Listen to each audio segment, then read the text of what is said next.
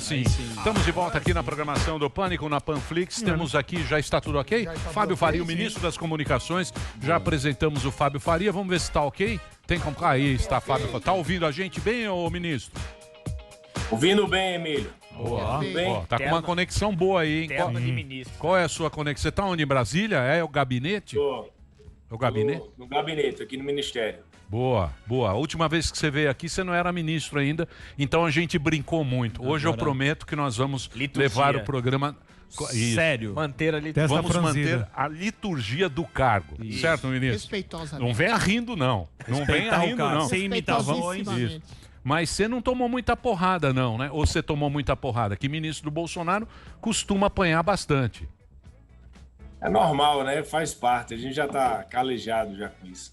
É. Tá, mas você não apanhou muito.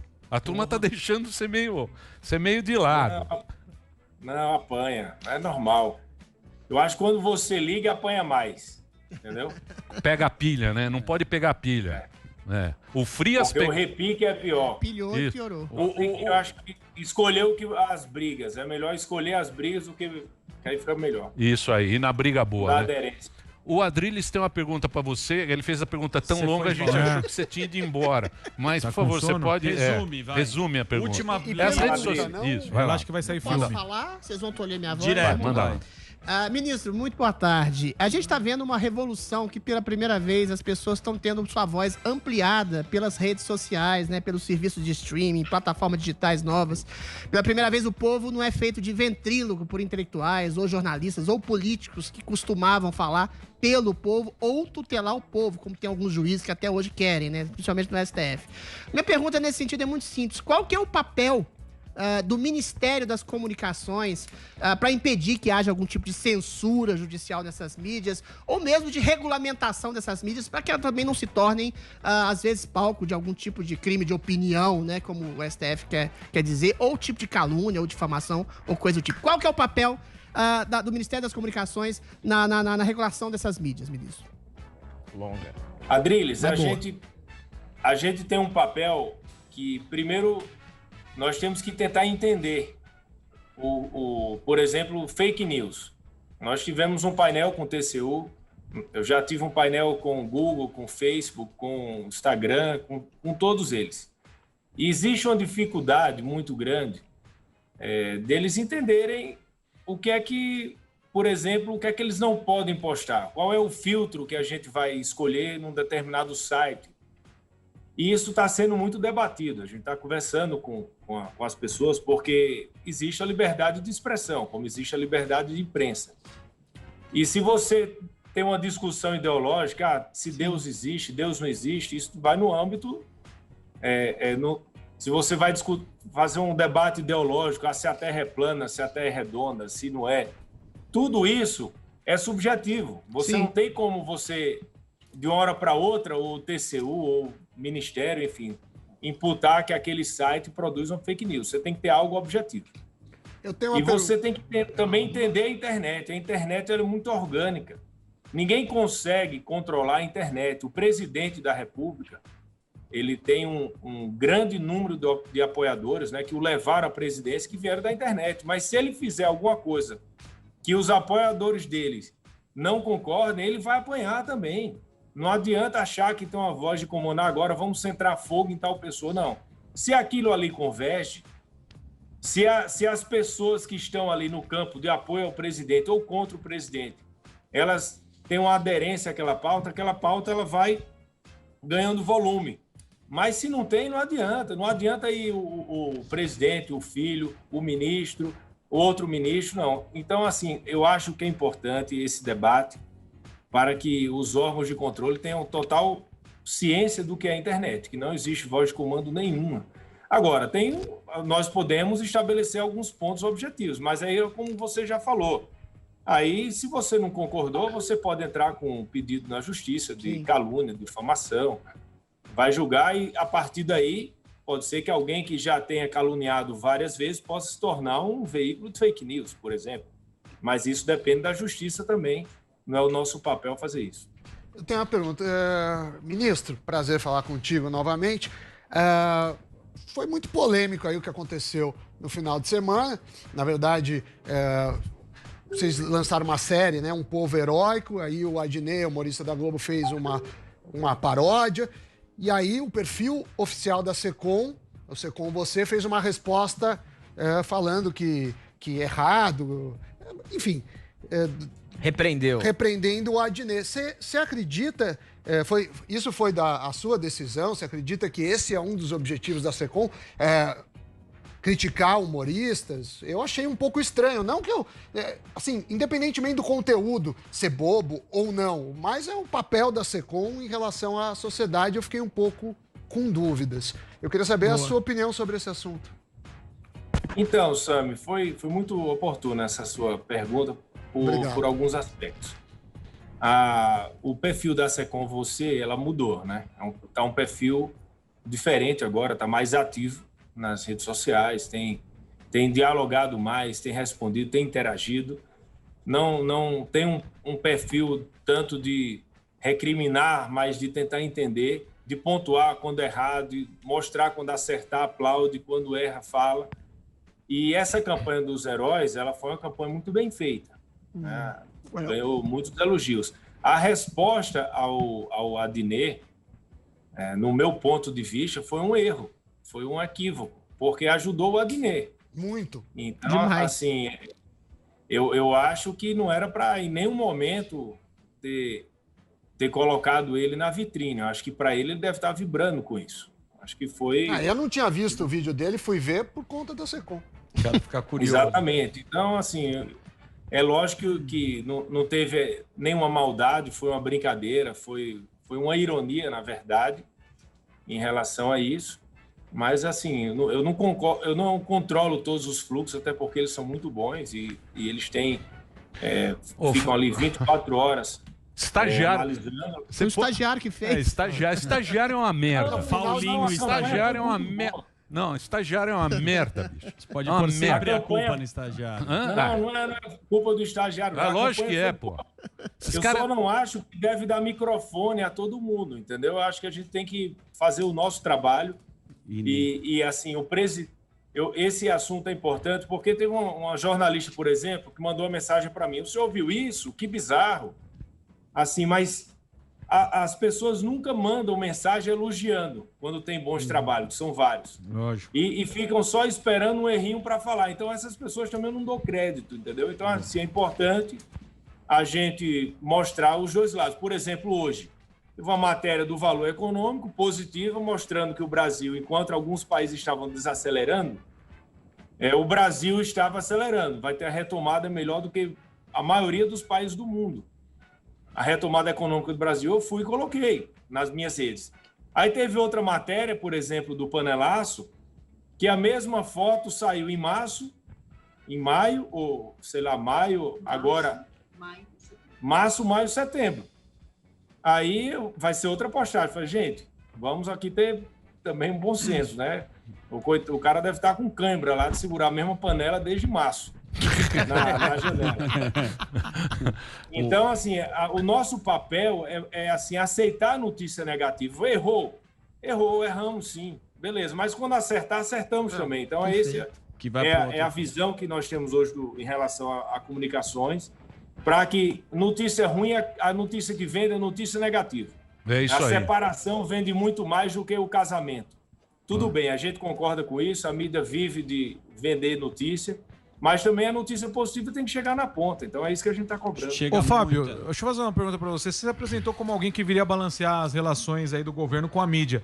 Como que tá essas conversas? Que a mídia do governo para fora e de fora para dentro também. Como que tá a conversa? Porque a gente sabe que o presidente não tem um grande apreço pela Globo e algumas outras mídias. Tem alguma possibilidade aí de uma trégua aí do Bolsonaro com a Globo e vice-versa? Porque a gente sabe também que de lá para cá eles batem bastante, como você acabou de falar.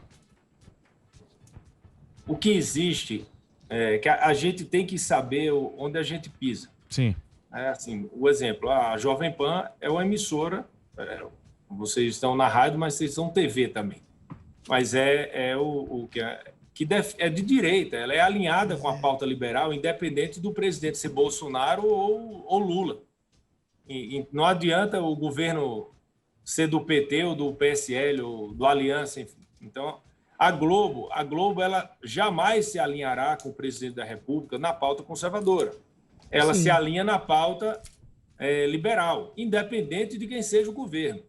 Então, o que eu acho que é importante a gente saber disso, o que é que cada veículo tem, e eu fiz essa leitura para o presidente. Eu disse, presidente, esse veículo é assim, o senhor vai convergir nessa parte, no tema do 5G esse veículo converge, na pauta conservadora o senhor só vai ter esse. Precisamos trabalhar melhor se for desenvolver esse tema.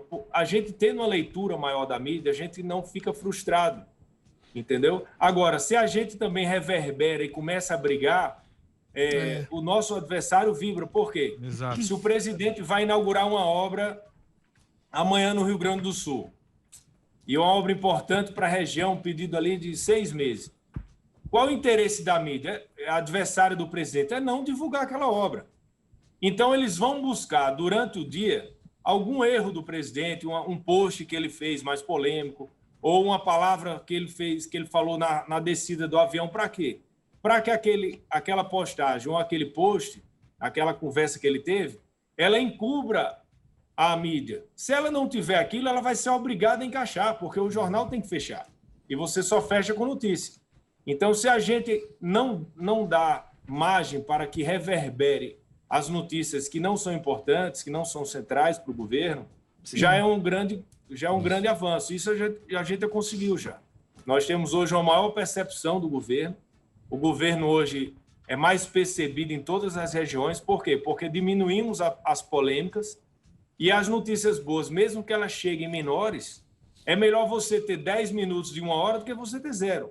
Então, a gente está conseguindo entrar em alguns veículos que a gente não entrava. E é importante para eles também, porque eles vão ter que dar notícia, eles querem falar com os ministros, e os ministros, já que eles estão fazendo um bom trabalho, tem coisas importantes para mostrar, que eles falam em todo canto. É importante também. Ô, Fábio Zuckerman, pensando nessa linha, na sua estratégia, o cercadinho, onde o Bolsonaro vai lá, pega a pilha pra cacete, é um negócio que você também já trabalhou internamente, falou, cara, não vai mais lá para pegar pilha com os caras, não vai dar certo. Essa conversa foi feita também? Daniel, isso é igual ao seguinte, você é casado, por exemplo, e você vai sempre para um bar do lado da sua casa para descontrair, para ajudar o casamento. Eu vou dar uma esparecida lá, falar com os amigos, beleza. Se você vai todo dia para aquele bar com o intuito de espairecer e todo dia você volta e briga com a mulher, tá alguma coisa errada. Então, assim, o cercadinho, o presidente ali era o quê? Ele gosta de estar em contato com o povo, ele gosta de falar com a imprensa, ele gosta de falar com as pessoas. Ele é verdadeiro, perguntou, ele responde na lata. O presidente não enrola. Ele não defende aquilo que ele não acredita, muito pelo contrário. Nem adianta você mandar ele fazer alguma coisa, se ele não acredita, ele não fala. Agora, ali ele falava meia hora, 40 minutos, e o que saía não era o recado principal. Eram 2 palavras sempre, que eu chamo de crise das 2 palavras soltas, que aí começava a ouvir o deputado do PSOL. O que é que você achou daquelas 2 palavras que o presidente falou hoje de manhã? Aí eu via lá um ministro que é contra ele. O que é que você achou disso? E a pauta do dia inteiro era o que o presidente falou no cercadinho de errado. Então, assim, a intenção do presidente era genuína, era boa, mas, infelizmente, ela estava sendo negativa. Então, ele parou com essa visita ao cercado e agora ele está falando nas cidades, nos estados. Quando ele vai inaugurar obra, ele conversa com o povo. É o que ele gosta. Ele tá impossível, né? Comendo churrasquinho. Ele tá impossível, aquele chapéu de cangaceiro. Fábio que deu o chapéu pra ele, pô. Você lembra? Cavaleiro da Isso é de Independência. Natal, rapaz. Você lembra do anjo? Como é que é o anjo aqui, que foi governador? O anjo investidor? Não, O Alckmin. O Alckmin. Você lembra do Santo. Santos? O Santo não pegou bem aquele chapéu de cangaceiro. Porque não combina, né? Não combina. Falta carisma. O Bolsonaro Fernando tá Henrique impossível, não colocou pode também. deixar ele. Diz que ele vai mandar no 5G, hein? Ele já te diminuiu aí. Fala aqui, você não vê. Hã? Não, eu ele não. falou. Ele falou. Quem vai o decidir é ele. 5G. Você não soube ler o recado, não foi para mim, não. Pra quem foi? Foi pro Mourão. Mourão? Não, eu sempre disse, em todas as minhas entrevistas, que quem ia decidir o 5G era o presidente. Sempre falei. Eu vou receber os players, eu vou analisar os pontos positivos e negativos, no final leve para a mesa dele, presidente, isso é questão de segurança nacional, soberania, a decisão é sua. Ó ele aí, ó, o mandrião, ó, Olha é lá. impossível. E agora vem essas pesquisas, ele subindo. Lampião. Isso aí vai ser um Jair inferno. Gonzaga. Deixa eu perguntar uma coisa pra você, Fábio. Salvador do Nordeste. Qual você acha que é o maior problema que você tem hoje aí no seu ministério? O que você viu? O que você acha que... O pessoal, ele reclama aqui, né? Ouvintes, a galera aqui. Eles falam que, porra, aqui a internet é ruim, que é muito cara. Você acha que esse é o problema mesmo? São os dados? É isso que tem que melhorar? Emílio, a gente vai melhorar muito ano que vem com a chegada do 5G. Porque quando o 5G vier para o Brasil, né, no primeiro semestre, espero que nos primeiros meses ali, nós consigamos fazer o leilão, aí você ganha. Nós iremos fazer um leilão não arrecadatório, em parte, para que a gente melhore onde tem 4G, onde é 3G, a gente vai passar para 4G, por exemplo. Nós temos 20% do Brasil que não tem internet nenhuma. Lançamos semana passada o Norte Conectado. Vamos levar a internet para a região norte, que é a internet, que é a região com mais deficiência. E quando vier o 5G, a gente vai conseguir, através de investimentos, melhorar a internet do Brasil todo, inclusive as redes que fornecem Wi-Fi. Você chega nos aeroportos, por exemplo, em vários lugares, você coloca o Wi-Fi, não funciona. O Wi-Fi tem que funcionar. Então, assim, nós temos conversado muito com a Anatel. Nós fizemos um TAC com a TIM, a Anatel fez, né, de 700 milhões para levar 4G para 350 cidades do Brasil. Tem a Vivo, vai fazer um TAC também, a Claro também, as outras todas estão conversando. Então, a internet, até o final do ano que vem, nós teremos uma internet de alto nível no Brasil. Mas o 5G já é já para o ano que vem? 2000?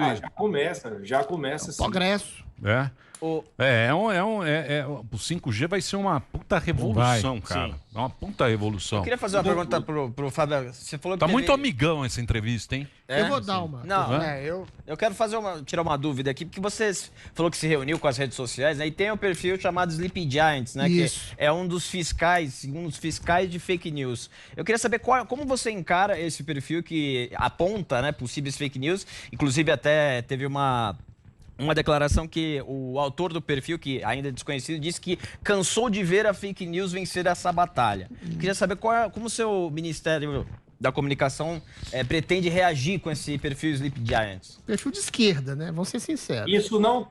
Isso não está na nossa pasta.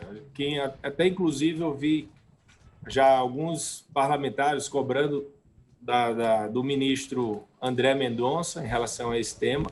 Sim. E o ministro Levi, né, que é a vertical jurídica do governo.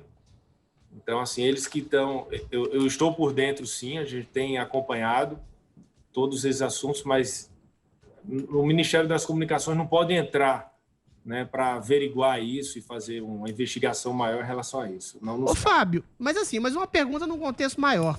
Você falando a sua opinião em relação ao governo, a gente vê conceitos vagos como discurso de ódio, né? Discurso de ódio, por exemplo, se eu falar que aborto é um assassinato, alguém pode dizer, o Adriles está dizendo que as abortistas são assassinas. Do ponto de vista de uma criança que é um feto, que é um ser vivo, eu posso dizer isso. Alguém pode dizer que tem uma premissa progressista e dizer que não é. O Lula, por exemplo, recentemente disse que o presidente Bolsonaro faz apologia ao estupro e usou o coronavírus como arma de destruição em massa. E a gente percebe que não acontece nada com esse tipo de discurso de ódio somado a fake news. Não só não acontece nada, como ministros do STF endossam dizendo que o presidente é genocida, é nazista. A Rede Globo diz que ele é responsável pela morte de 120 mil pessoas. Okay. Tudo isso é fake news, é discurso de ódio e nada acontece com essas instituições, nem com essas pessoas. Ao contrário, o STF vai em cima de quem faz uma vírgula que seja a favor do Bolsonaro ou tem uma premissa conservadora. Você não acha que tem uma ideopatização do judiciário? Não tem jeito do governo ter um diálogo mais profundo com essas mídias e com o próprio judiciário, que tem uma premissa progressista de achar que quem faz discurso de ódio são só conservadores? Adriles, para você julgar fake news, você não pode ter lado, nem paixão. Você falou perfeitamente, eu tive essa conversa no STF, por exemplo. uma vez. Chamar o presidente de genocida não é fake news? Não é crime? Muito. E é crime.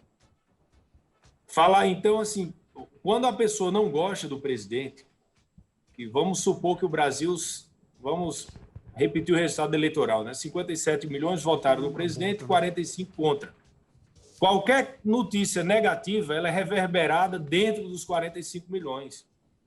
E a positiva dentro dos 57. Só que a mídia, ela de essência, ela é muito de esquerda, natural.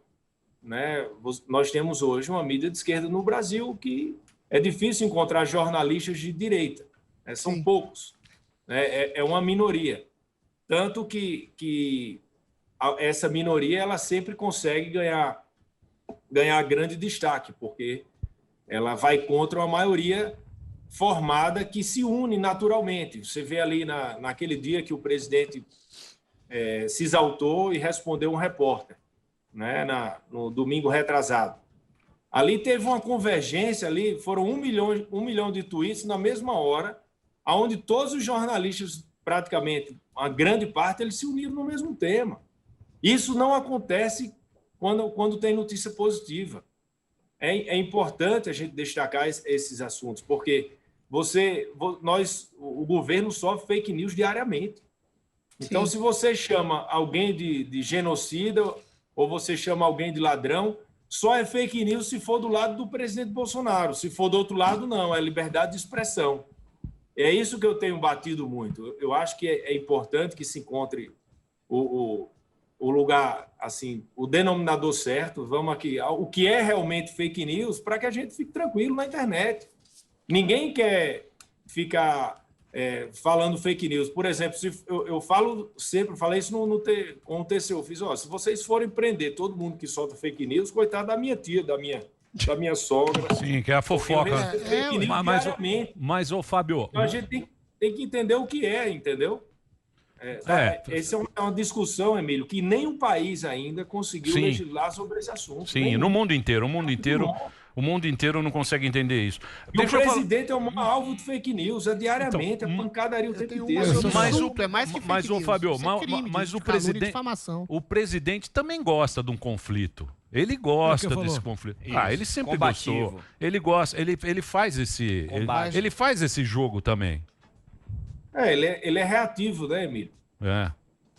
Normal, ele tem sangue corre nas veias, né? Assim, ele tem uns que guardam mais, tem uns que respondem mais, só que ele sabe que às vezes as pessoas forçam ele ao erro. Ele tem a total ciência disso, mas ele tem sim que comprar ele tem brigas que ele não abre mão, vai abrir. Fábio, eu digo ao presidente, o senhor tem que escolher as suas brigas. E não abandoná-la de jeito nenhum. Agora, não brigar por tudo, tem que brigar pelas brigas certas, que ele tem. Mas a turma gosta de brigar. Deixa eu falar. Mandrião. Mandrião tá impossível. Ele tá impossível. Agora ele sobe na pesquisa. Calma. Tem muita coisa. Já. Você dá 2 minutos aí? Eu tenho que fazer um break. Você dá 2 minutos? Não. Eu sei, Delari, eu tô falando com o Fábio. Muito bem. A gente volta a conversar com o ministro aqui na programação da Panflix. Muito bem, meus amores, estamos de volta aqui na programação da Jovem Pan para todo o Brasil. Hoje, presença do ministro das Comunicações, o Fábio Faria, está conversando aqui com a gente, batendo um papo. E o Sami tem pergunta agora, Sami? Pois não. Tem um problema que uma das coisas do Ministério das Telecomunicações é cuidar de Correio. Correio está parado. É uma das empresas mais ineficientes que tem, a privatizar, não ia. Eles estão lá, está demorando, não chega as entregas. Também, se a gente for olhar o preço da internet no Brasil, dos serviços de telefonia, são altíssimos com a qualidade baixa. E aí vem a pergunta, o que a gente vai fazer, Fábio? A gente vai ficar esperando? Porque aqui é uma das piores internets do mundo, quando a gente vê custo-benefício. Uma vez eu fiz essa conta ponderando pelo salário médio, pior custo-benefício é o Brasil. Não há país que tenha uma internet com pior custo-benefício. Queria saber o que iremos fazer a respeito. Pergunta longa. Perguntas, né? Primeiro, o Correios não está parado. Pelo contrário. Não. Foi feita a consultoria já, contratado pelo BNDES. Eles vão demorar 120 dias na consultoria. Já saiu o vencedor, eles já começaram a fazer. Aí, Sami, quando terminar a consultoria, vai para o Congresso. Não, tô falando Aí da eu vou greve pra dos dentro. Correios. Da questão Ah, do meio em greve, greve. exato. É isso que eu tô falando, É, tá tá parado. demorando. É isso que eles estão... A greve, eu tenho falado com o presidente a cada 3 dias, ele não abriu mão do que eles estavam pleiteando. Infelizmente, os Correios estão em greve num período de pandemia, as pessoas precisando de remédio, precisando de equipamentos para ajudar no combate ao Covid, e os Correios em greve. Todo ano os Correios entram em greve no mesmo período. No ano de pandemia não era para ter entrado em greve, era para ter tido espírito público. Então isso mostra que o caminho da privatização é um caminho acertado, porque não podemos... temos um momento certo para buscar os nossos interesses. Passado a pandemia, tudo bem, aí fazia uma greve e tentar resolver, mas não nesse momento. Desde o começo eu me posicionei totalmente contra isso, e eu acho que o presidente está certo em não abrir mão do que ele concorda nesse momento. Ô, Fábio... Peraí, rapaz, você já fez 70... Eu vou fazer uma pergunta agora. Mas a minha é terrível, Eu vou é fazer uma dura. pergunta agora para os dura. meus amigos radiodifusores. Olha, É um negócio que você pode fazer, que é acabar com a Voz do Brasil. A Voz do Brasil é um programa que existe desde 1935. É ridículo, chapa branca. É um programa que os radiodifusores, meus amigos, eu amo rádio, eu adoro rádio, e lá tem... Hoje em dia fizeram um negócio lá, você pode passar em Tem horário... tem um horário mas devia bom, fazer. alternativo. Isso aí é um negócio que eu não entendo. Anacrônico. Eu não entendo por que existe a Voz do Brasil ainda hoje. E é um negócio que ninguém gosta da Voz do Brasil. E é um negócio que você podia acabar. Fala lá. Hã? Vai lá. Eu recebi, logo quando eu entrei, um pedido dos radiodifusores em relação a um decreto da Voz do Brasil. Por exemplo, Brumadinho. No dia de Brumadinho, eles tiveram que paralisar o que o rádio estava lá comunicando, né, a população, para transmitir a Voz do Brasil. Quando tem um jogo de Copa do Mundo, Copa das Confederações, enfim. Então, eu assinei um decreto que quando tiver alguma causa que a rádio considera importante, ela passa para as associações, Aberto, Abratel, enfim, elas pedem a liberação aqui na sequência. Foi assinado do dia 12 passado, mês passado. Então, isso já está em vigor. Não é terminando com a Voz do Brasil, mas hoje tem uma flexibilização se tiver algo acontecendo na cidade, porque a rádio é quem chega nos rincões, né? Quem chega no interiorzão. Então, se tiver algo de relevância acontecendo, não existe mais a obrigatoriedade de transmitir a Voz do Brasil. Isso já está em vigor. Ô, Fabinho. Não sei, não. Isso não acaba. Voz do Brasil não acaba. Isso é só exceção. Deixa eu fazer uma pergunta tem duríssima. custo e ninguém ouve. Viril. Mas não Mas acaba. não tinha nem a exceção. Ô, Fabinho, como Não é que você... existe. Fabinho não, respeito, Vamos cara. acabar com Ministro Senhor Fabinho. ministro. Senhor ministro Fabinho, muito da briga da Globo com o Bolsonaro algumas pessoas dizem que é falta de capilé, que o governo não dá mais dinheiro pra Globo e a Globo fica irritadinha. Como é que você responde ao tipo de crítica que diz que vocês estão privilegiando mídias que são mais complacentes ao governo, por exemplo, como o SBT, já que você também é o genro do Silvio Santos? Como é que você responde esse tipo de crítica que vocês estão tirando o dinheirinho da Globo e dando pra quem apoia vocês? Tira o meu da reta aí. Então, de quando eu entrei para cá, a primeira coisa, eu fiz um comitê junto com o TCU para estabelecer critérios que quem está fazendo é o próprio TCU. Sim. Que você, para quando for alocar qualquer tipo de mídia, a gente tem um range que a gente pode, vai ser o quê? O desconto, share de audiência, testemunhal de apresentador, enfim, quem está desenvolvendo isso é o TCU, não saiu nada sem isso, até para depois não haver questionamento, que eu sei como funciona. Eu disse, olha, eu quero ser questionado antes. Então, a gente já, antes de eu assumir, eu já tinha feito a reunião com o ministro Bruno Dantas, o ministro Vital, que é o relator aqui do Ministério, para que não chegue isso. Agora, tem o princípio também da economicidade, né? A gente tem X para investir em mídia e a gente tem que conseguir atingir o máximo possível da população, independente de quem seja. Agora, isso é importante que seja claro, aí salientando, todas as emissoras e os representantes das rádios participaram desse painel, tá? Todos juntos. Então, está fazendo as claras, o TCU transmitiu ao vivo no YouTube e nós teremos outro agora em breve, vai ser com os veículos de internet. Ô, ministro, e TV a cabo, você acha que vai pro saco, TV a cabo? A Globo já pulou do cavalo, hein? Agora tem na Amazon também, tem lá tem uns canais lá também, que você acha que vai acabar a TV a cabo? Emílio, é difícil prever isso, né? Eu não tenho como dar, até pela sensibilidade do tema. Você sabe, pô, todo mundo você vai é o ministro. Buscando... Sim, mas você vai buscando novidades, você vai trazendo... Tem alguns setores que eles conseguiram acompanhar a modernidade, que muita gente achava que ia acabar e não acabou. Então, assim, isso a TV aberta, por exemplo, TV aberta, se você for olhar nos últimos 10 anos, ela aumentou. E o Google hoje fatura mais do que as TVs abertas do Brasil inteiro. Então, assim, as pessoas estão buscando espaços, né, de mídia, os segmentos estão mais fortes. Você vê hoje o mercado financeiro, tem ali 2, 3 veículos, o Brasil Journal, tem alguns sites que falam direto ali para Faria Lima, aí você vem aqui para Brasília, aí tem o Jota, tem o consultor jurídico, aí tem o Migalhas, que fala para os advogados. Então, assim, nós temos hoje muitas mídias segmentadas que estão tendo sucesso. E quando você vai conversar, dialogar com o segmento, às vezes você busca esse tipo de mídia. Então, eu acho que tem espaço para todos hoje. Mas é uma loucura, né? Porque você vê esses aí que você falou, é Walking, como é que chama? Walking Dead. Sleepy Giant tem a mesma importância que a TV Globo, que a Jovem Pan, que a CNN.